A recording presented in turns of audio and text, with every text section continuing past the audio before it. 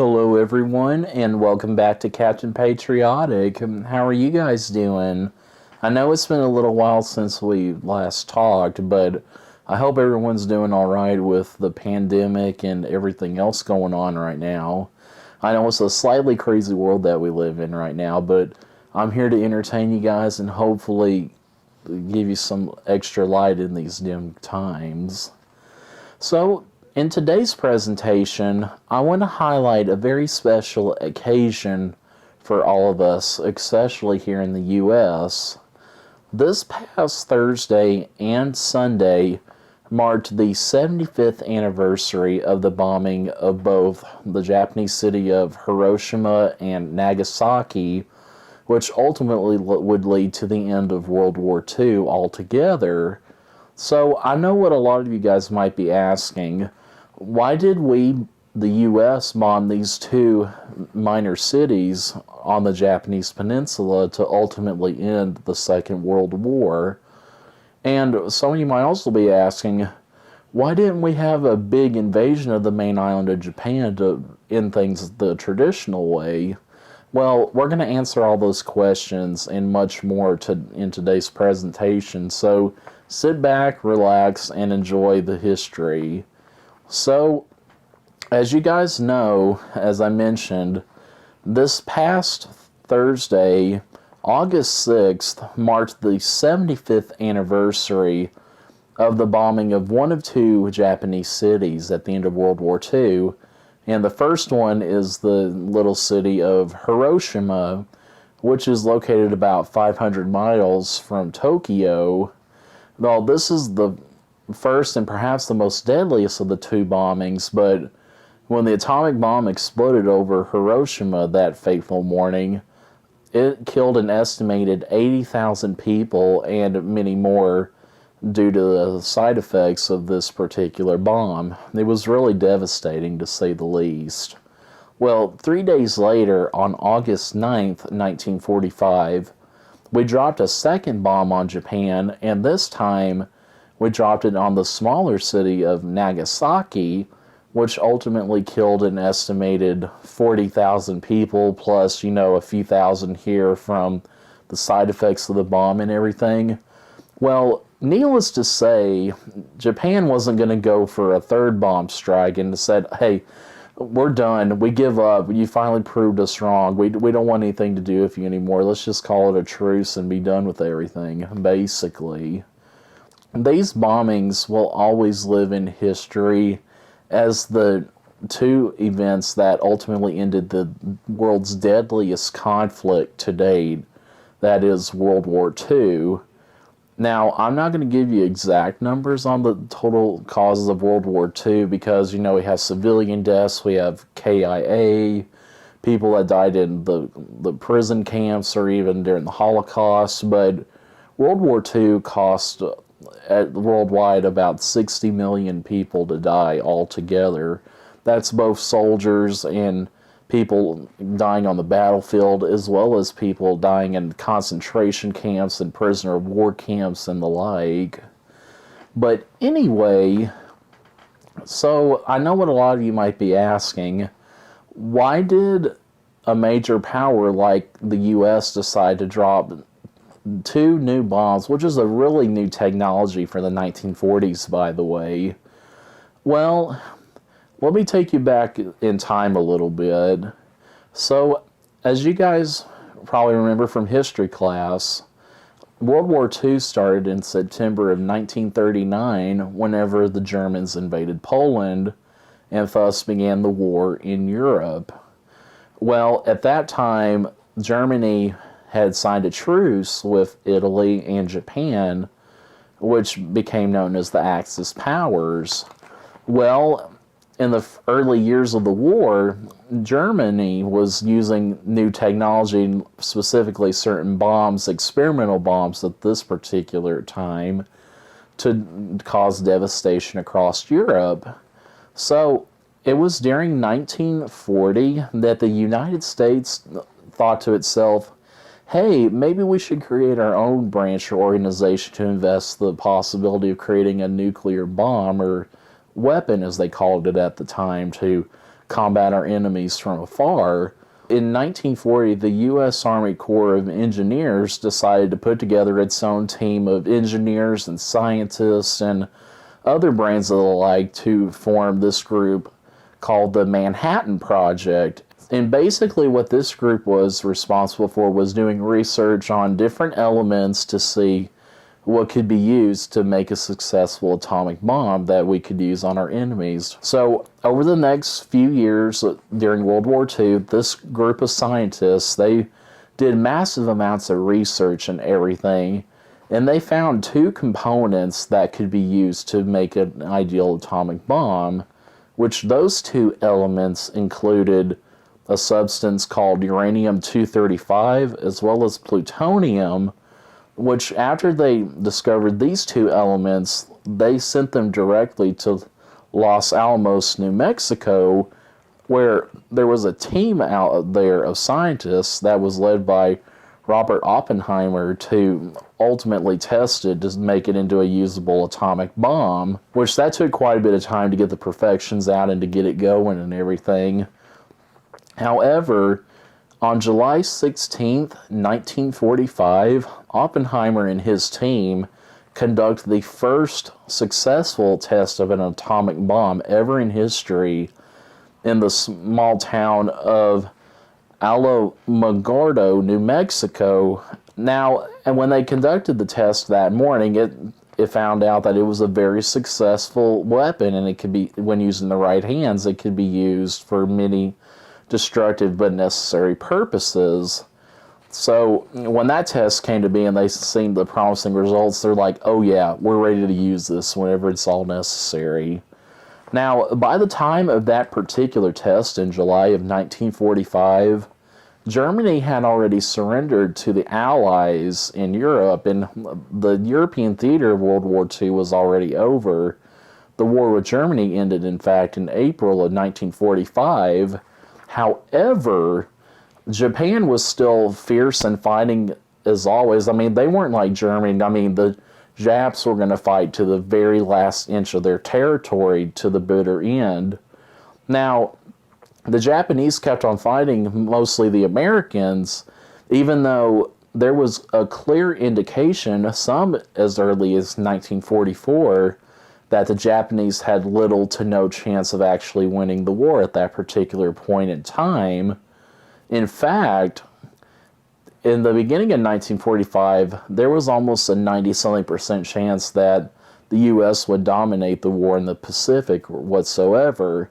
However, the Japanese wanted to challenge that statistic, and they put a few final assaults together on many of the islands, including Okinawa and other islands that were close to the mainland of Japan. Basically, from mid-April to mid-July of 1945, the Japanese inflicted about 50% of the total casualties that were lost in the Pacific War compared to the last 3.5 years of fighting the rest of the war. So in those last few months of the conflict, we had as many people killed as there was in the last 3.5 years of fighting in the entire war in the Pacific. Well, this showed us two things.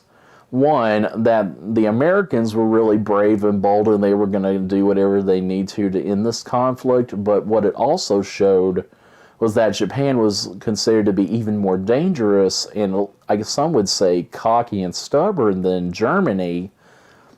And that ultimately meant that Japan was even deadlier whenever they were facing defeat like they are now at this point in the late stage of the war. Now, because of this attitude of the Japanese, General Douglas MacArthur, who was considered the commander of U.S. forces in the Pacific, as well as other high-ranking American officers, favored the conventional bombing of the mainland Japan from their bombers, as well as the island-hopping campaign that he instituted into strategy early on in the war in the Pacific.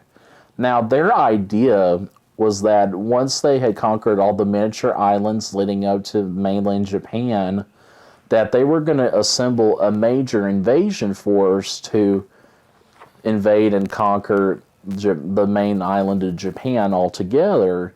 Now, this particular operation was called Operation Downfall, which in their minds would be the ultimate push to make Japan surrender and ultimately end World War II. So that's one option. Now, at this time, Harry S. Truman has become president. He succeeded Franklin Delano Roosevelt, who sadly died in office during the beginning of his fourth term. President Truman had a tough decision on his hands because he knew that if the main combatants in the Pacific were to invade the main island of Japan like they originally wanted to, they estimated there would be a total of 1 million soldiers, Marines, sailors, and other servicemen who would lose their lives in this invasion of Japan. So, in order to avoid this huge amount of casualties and all that, President Truman opted for the other idea of testing this experimental nuclear bomb on a key city in Japan just to see if that would cause Japan to change its mind about ending the war. So he ultimately signs that idea, and they bring the first bomb into play on August 6, 1945. Now, their first target they selected for the bombing was the city of Hiroshima, which was a big manufacturing center for a lot of Japan's war efforts. In fact, there was an estimated population of about 350,000 people, and it was about 500 miles from Tokyo. Now, this made it the prime target because it was a big manufacturing and industrious town, and the president, as well as other military officials, thought, oh, this would be a big hit for the nation. So, after arriving in the Pacific island of Tinian, a specialty bomber loaded this 9,000 bomb onto itself, which ultimately became known as the Enola Gay, who was named after its pilot, Colonel Paul Tibbets. Now, the plane drops this 9,000-pound bomb, known as Little Boy, by parachute at about 8:15 that morning, and the bomb ultimately explodes about, say, 1,500, 2,000 feet above Hiroshima. Now, the blast from this particular bomb is equal to anywhere from 12,000 to 15,000 tons of TNT, which ultimately caused about 5 square miles of the city to be destroyed after that single blast. Now, that first bomb was very, very devastating. I mean, you look at it, buildings were destroyed, they were toppled over. About 80,000 people die immediately after the explosion of the bomb, and of course, thousands more died due to exposure to the chemicals. The bombing of Hiroshima was devastating for the people that lived there, as well as to the Japanese people altogether. You think, oh, that would be a big enough blow they want to stop and surrender, right? No. That is not the case. In fact, after that happened, the Japanese were so hardened to their fact that they wanted to fight it out to the end that they left the American forces with no choice. That is when the president decided to drop a second atomic bomb. This time, he was originally going to target a bigger city than Hiroshima, Kokoro. Now, this bomb was nicknamed Big Man. He was originally set to go to that particular city or whatever. However, it was really rainy and cloudy weather or whatever, so he diverted to another city that was close by, which happened to be Nagasaki.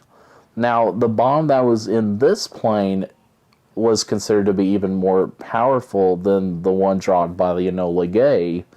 This particular bomb was 10,000 pounds compared to the 9,000 pounds from the other bomb that was dropped on Hiroshima. It was built to produce a 22 kiloton blast from the payload of this bomb. Now, Even though it's a deadlier bomb, the ultimate bombing in Nagasaki was not as devastating as Hiroshima, simply because of the geography that Nagasaki was made up around. I mean, where the city was, it's basically in a valley between two mountains or whatever, so when the blast goes off, it's about the same distance above the city. It didn't cause quite as much devastation as the first bomb did, but when it went off, it ultimately destroyed about 2.5 square miles of the city instead of the 5 square miles that the Hiroshima bomb went off. Still killed quite a few people. I mean, even with that small blast radius, there was about 40,000 people that died immediately when the bomb exploded on Nagasaki. I don't know, that doesn't seem like a lot, but that is pretty explosive and devastating at the time. And of course, just like the Hiroshima bombing, thousands more would die from exposure to the toxins and the chemicals and all that stuff. Now, unlike the first time, this time after the bomb explodes over Nagasaki, Japan ultimately changes its mind about the war. In fact, on August 15th, 1945, the Japanese Emperor Hirohito announced his country's unconditional surrender in a radio broadcast. Now, the news quickly spread, just like it did with victory in Europe when the Nazis finally surrendered.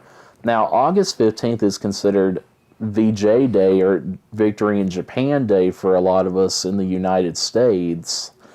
Now, about 2 weeks later, on September 2nd, 1945, the Japanese met U.S. diplomats and officials on the U.S. battleship the Missouri and signed an official document that would end World War II altogether in Tokyo Bay. Because of the extent and the damage of the bombs, the total number of casualties inflicted by both bombings is not very accurate whatsoever. But to give you kind of an idea, a lot of people are estimating that anywhere from 130 to just over 200,000 people ultimately died either immediately upon the bomb's explosion or right after it from radiation poisoning and other sound effects from the bombs due to these two atomic bombs. Now, 200,000 people dying from a bomb, or two bombs for that matter, yeah, that's pretty devastating. And if I was Japan, I'd be like, I wouldn't want to hesitate to quit fighting after that, because I wouldn't want to lose more people to another one of those devastating bombs. I don't know about you guys, but I think Japan made the right idea and decided, hey, enough's enough. I'm not going to keep doing this. So, not only did the dropping of the atomic bombs make the U.S. a major world power, because we possess this new and impressive war technology, but it also made the U.S. a key component in the Cold War era, which would last from the end of World War II all the way through the early 1990s, where we would combat Russia with the communist ideals that they had at the time and wanted to spread all over the world. So, more or less, the bombings of Hiroshima and Nagasaki not only ended the world's deadliest conflict, aka World War II, but it also paved the way for a new modern era, or the way of thinking. And the U.S. prospered after World War II because we had combatants in both the European and the Pacific theaters. And we were also a major industry power because we were lending all these weapons and money to all the allies in World War II. Basically, without the U.S. being involved, who knows what World War II might have ended in. The Nazis probably would have taken over Europe, and who knows, Japan might still have a big giant empire in the Pacific. You never know. But I want to dedicate this video to all of our living and past World War II veterans. I mean, without all of you guys, we would not be where we are today. So thank you so very much for your service and sacrifice to this country. And thank you guys for tuning in. please like and subscribe and stick around for next time. Thank you guys.